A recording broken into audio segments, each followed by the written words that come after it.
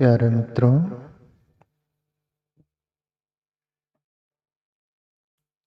कबीर साहब का दोआ लेंगे अपन, उस पर परिचर्चा करेंगे कि कबीर साहब आखिर बोलना क्या चाहते हैं, हमें इशारा क्या करना चाहते हैं और उसका हकीकत में जीवन में कितना मायना रखती है वो बातें, वो अनुभव कबीर साहब का वो समझने जैसा है। तो कबीर साहब बोले, मधुर वचन है औषधि, कटुक वचन है तीर, श्रवण द्वार होए संचरे, साले सकल शरीर। अब ये समझने जैसा,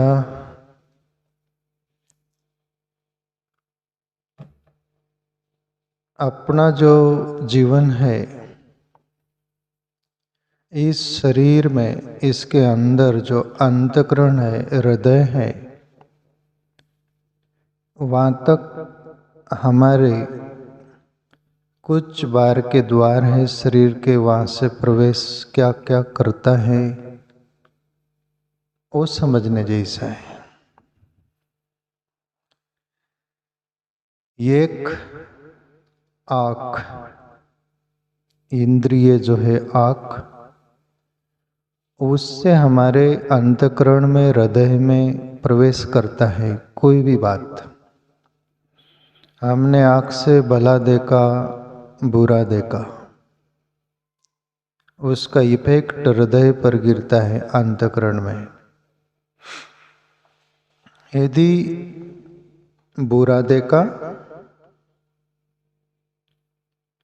तो बुरे का भी इफेक्ट गिरता है अंदर, यानी आँख से गया वो, फिर अंदर बुरे विचार चलने लगते हैं, बुरी सोच चलती है, बुरे विचार की कतार लग जाती है, वो एक रील बन जाती है आँख से घुसा। इसलिए बहुत मायना रखता है हमारे हृदय अंतःकरण तक क्या पहुँचने दे, क्या न पहुँचने दे। एक द्वार आँख, वहाँ से दोनों माइनस प्लस, जीवन सुधर भी सकता है, बिगड़ भी सकता है। भला देखोगे तो भली सोच आएंगे, भले विचार चलेंगे।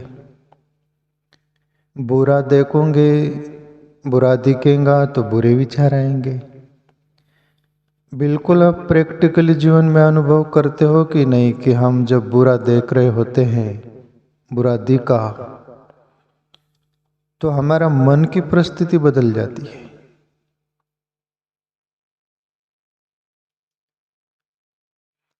भला देखा तो वो भी हमारे मन पर छाप गिरती है, हृदय में, अंतःकरण में, तो भले विचार से हमें शांति आने लगती है और हम भी सोचने लगते हैं कि भला करना चाहिए, भला जीना चाहिए।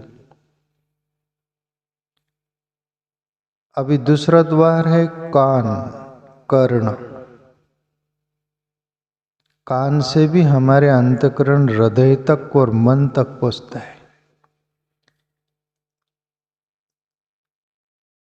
कान से बुरा सुना तो अंदर भी मन विचार करने लगता है सब बुरी बात का, चित्त बुद्धि सभी कुछ प्रभावित हो जाते हैं और अंदर अंतःकरण में, हृदय में उसकी भीड़ लग जाती है बुरा सुना उसका। दूसरा, भला सुना, अच्छा सुना, कोई सत्संग सुना, भजन सुना, कुछ भी शुभ सुना, अच्छा सुना, तो अंतःकरण बिल्कुल बैलेंस रहता है, स्थिर रहता है, उसको परिपोषक मिलता है वो अच्छा सुना हुआ। उससे हमारे जीवन में विकृति नहीं आती, स्थिरता आती है और जीवन सुधरने का संभावना करीब करीब दिखती है। उससे कोई भी प्रकार की विकृति नहीं, भले से बुरे से अंदर विकृति छा जाएंगी और मन तभी पकड़ लेता है उसको। इसलिए आंख और कान ये बहुत मेन द्वार है अंतःकरण हृदय तक पहुंचाने वाला साधन। ये तीसरी बात है, अंदर मन वो भी एक द्वार है, वो इनका गुरु है, बॉस है। आंख रूपी शिष्य बोलता है, कान रूपी शिष्य बोलता है और गुरु तैयार हो जाता है। गुरु यानी मन, वो बोलता है कि देख लेंगे, फिर देखते, फिर तुम साइड हो जाओ, आप तुम मेरे तक बात पहुंचा दिए, दिखा दिए, उतना भर का आप तुम उतना ही करना, बाकी मैं संभाल लूंगा।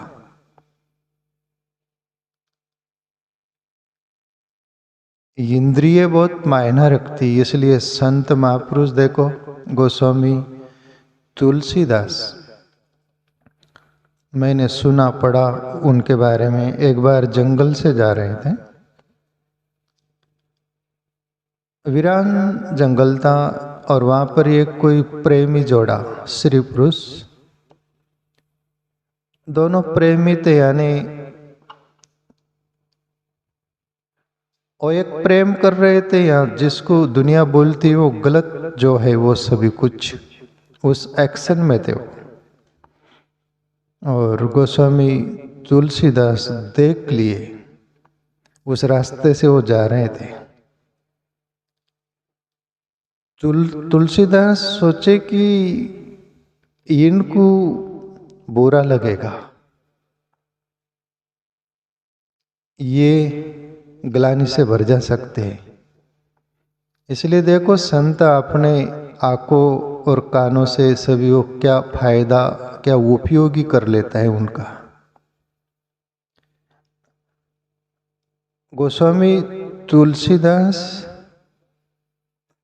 अंधे का अनुकरण कर लिए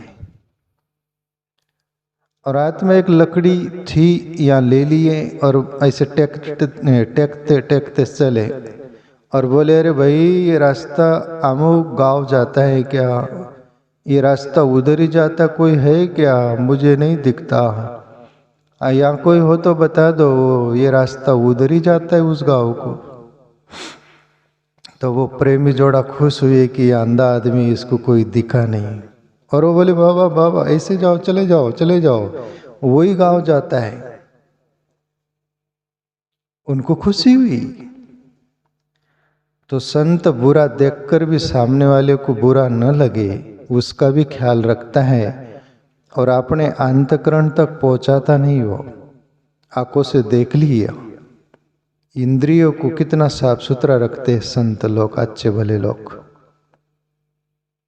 उनकी गोस्वामी तुलसीदास की जगह ही कोई बुरा विकृतिपूर्ण व्यक्ति होता तो वो सलूट क्या करता, आपको बोलने की जरूरत नहीं, आप सब समझते हो। दुनिया में किडनैपिंग बहुत चलता है, एक दूसरे को दबा के रखना ये बहुत चलता है, क्योंकि दुनिया कमजोर है। पर जो समर्थ होते वो समर्थ रहते हैं, तुमको भी जीने देते, वो खुद भी जीते हैं और रास्ता निकाल के वो सब कुछ साफ सुथरा जीवन रखते हैं। प्यारे मित्रों, तो अभी कबीर साहब जो बोल रहे हैं, मधुर वचन है औषधि, कटुक वचन है तीर, श्रवण द्वार होए संचरे, साले सकल शरीर। प्यारे मित्रों, वचन जो वाणी होती है ना, वो बहुत मायना रखती जीवन में। एक वाणी तो ऐसी होती है कि मनुष्य को निकट लेके आ जाती है, उसके दिल में घर कर लेती है और एक वाणी ऐसी निकट से दूर कर देती है।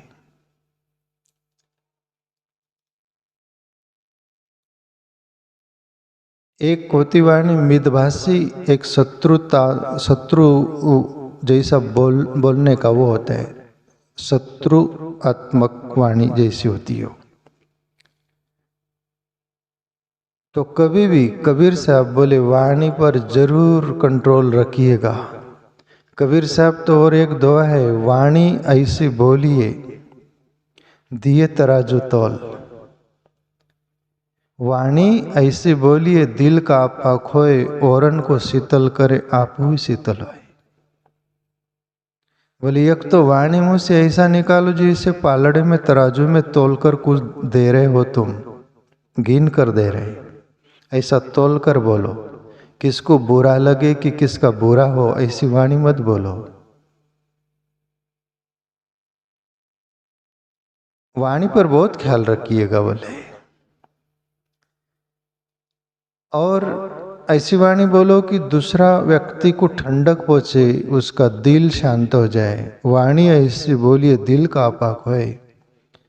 वो जो संताप में होगा, तनाव में होगा, तो उसका संताप तनाव शांत हो जाए तुम्हारी दो शब्द वाणी सुनकर।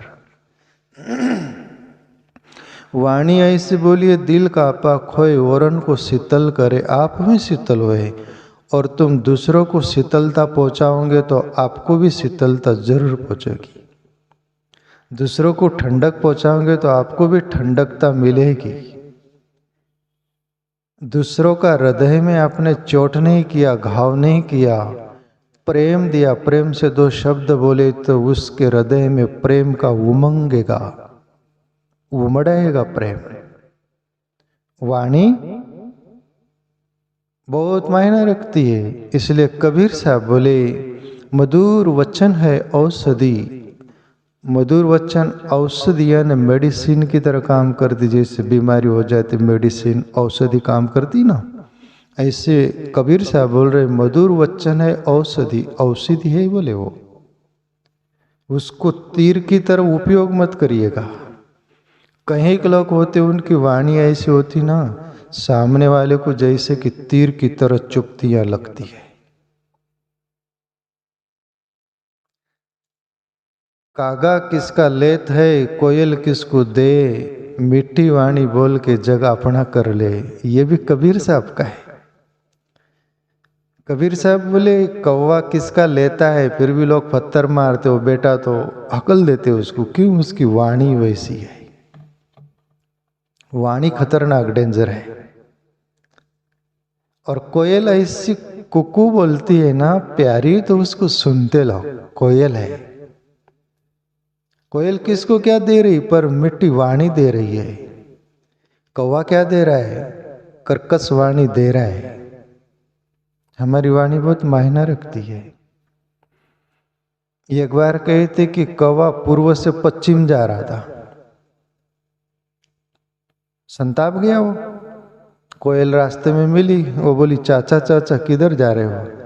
बोले पूर्व छोड़ के पश्चिम जा रहा हूं। बोले मैं। बोले चाचा क्यों, मामला क्या हो गया, लड़ाई झगड़ा हो गया? बोले खूब लड़ाई झगड़ा तो क्या, पर लोग मुझे बर्दाश्ती नहीं करते, सहन ही नहीं करते, मुझे पत्थर से ही मारते, जहां भी बैठू वहां मारते।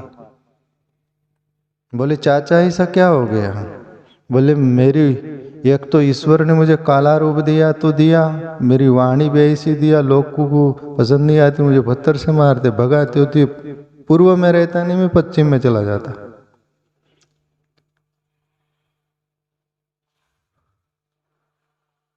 कोयल बोली चाचा ऐसा मत करो, पूर्व में ही अपनी वाणी सुधार लो, पश्चिम जाने की जरूरत नहीं। वहां पर भी आप ऐसा ही वाणी का वो तीर की तरह उपयोग करोगे, वहां भी लोग पत्थर मारेंगे। चाचा यहीं रहकर वाणी सुधार लो। तो कहने का तात्पर्य तुम देश में रहो, विदेश में रहो, पूर्व रहो, पश्चिम रहो, किधर भी रहो, तुम्हारी वाणी यदि प्यारी होगी ना, किसको दिल को छूने वाली, तुमको कोई जाने नहीं देगा दूर। और तुम कहीं जाने न हो किसी के, तो भी तुमको एक कप चाय पिला देंगे, एक गिलास पानी पिला देंगे, खाना तक खिला देंगे, तुमको रहने के लिए नहीं होगा तो रह जाओ। तुम्हारी वाणी में इतना मिठास, किसी का हित होगा तो। तीर की तरह होगी तो आपको हकल दिया जाएगा।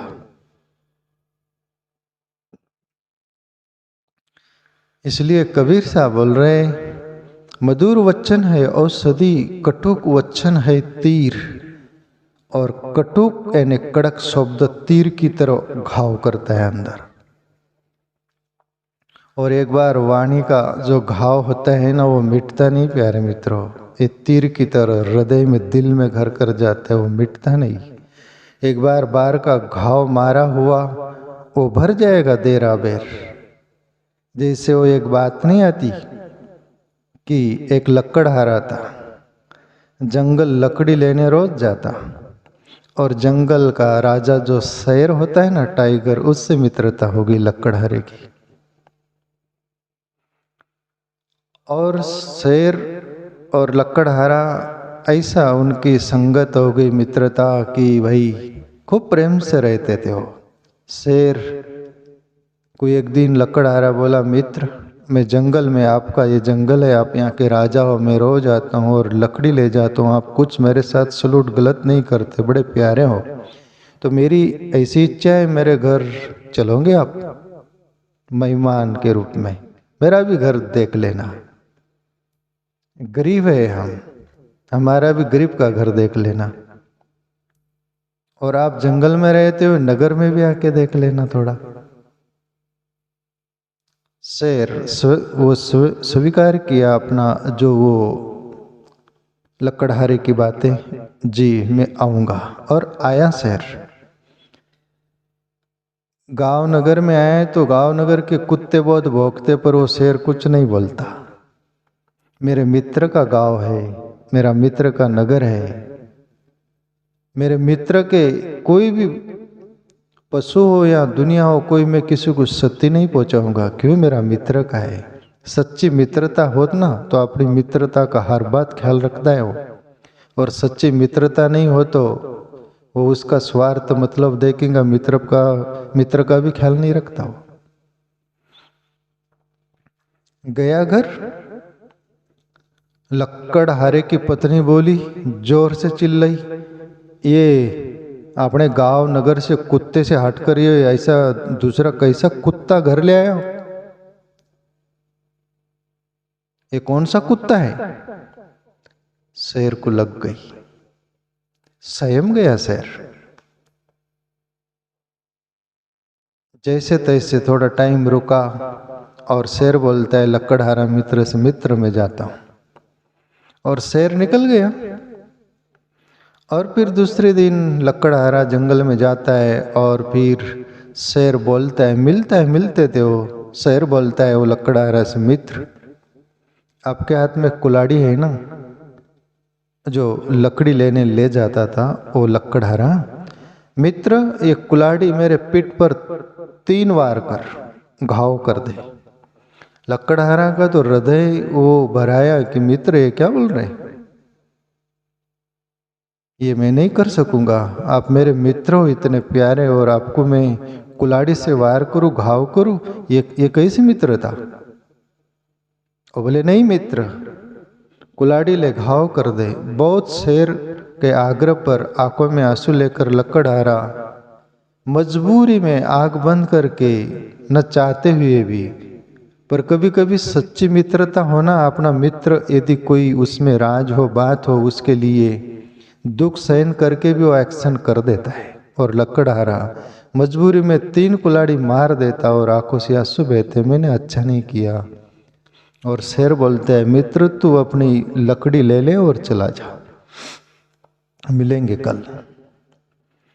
और लकड़हारा आता है रोज, और शेर मिलता है, और महीना बीते, कुछ 1-1.5 महीना, कुछ जो भी कुछ हुआ, और वो शेर का घाव भर गया।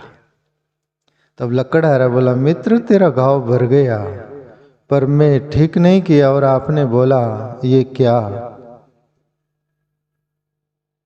तब शेर बोला कि मैं इसके पीछे कुछ रास्ता हो तुमको बताने देना चाहता था मित्र। एक बार कोई भी अस्त्र शस्त्र का वो घाव किया हुआ वो भर जाता है, पर शब्द का घाव नहीं भरता। आपने कुल्हाड़ी मारी, उसका घाव महीना 15 दिन जो भी उसमें भर गया, पर आपकी पत्नी ने जो शब्द मुझे बोले ना, मैं शेर था, जंगल का राजा, मुझे कुत्ता बोला, वो हृदय में घाव कर गया, दिल में, अंतकरण में, वो जाता नहीं, वो घाव भरता नहीं। तो मित्र, कभी भी शब्द पर ख्याल रखे, किसको कटुक शब्द, अपमानित हो ऐसे शब्द का वापर न करे, उपयोग न करे, उसका घाव कभी नहीं भरता। तो प्यारे मित्रों, कबीर साहब ये बोलना चाह रहे कि हे प्राणी हो, हे मनुष्य हो, आप संभल कर बोलिए।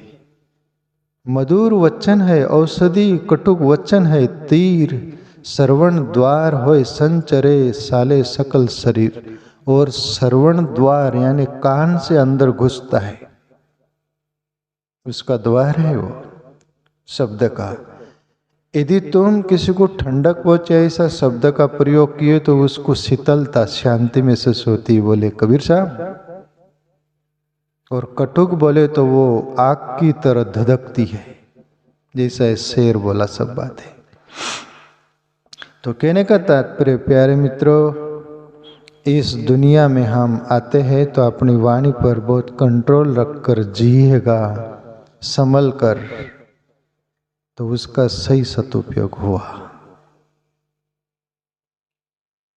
कई लोग होते हैं वो बोलते हैं कि ये नेता लोगों में ज्यादा देखने को मिलता, बोलने को तो बोल देते, बोलना ही रहता है उनको, फिर बाद में एक्शन होने लग गए तो फिर बोलते हैं कि हम वापस लेते हैं। वापस तुम कोई चीज ले सकते हो, शब्द नहीं ले सकते हो। वैसे ही प्रभु श्री राम समंदर से बहुत मनाए कि हमें लंका जाने के लिए रास्ता दे दे, माना नहीं, फिर तीर निकाले, चढ़ गया तीर और समंदर निकला बाहर मनुष्य के रूप में जैसे, और बोले कि राम वो बाण रख दो, मेरे अंदर बहुत जीव रहते, उनकी मौत हो जाएंगी, सब सूख जाएगा, आप बाण रख लो। तब प्रभु श्री राम बोले ये बाण चढ़ गया, आप कमान में वो उसमें नहीं आ सकता, तू बोल किधर छोड़ दूं, ये अंदर वापस नहीं आएगा। तो शब्द का बाण हो कि सच में बाण हो, छूट गया छूट गया। तो वाणी तरफ अपन सब ख्याल रख कर जिएगा प्यारे मित्रों। ये कबीर साहब इशारा कर रहे हैं हमें।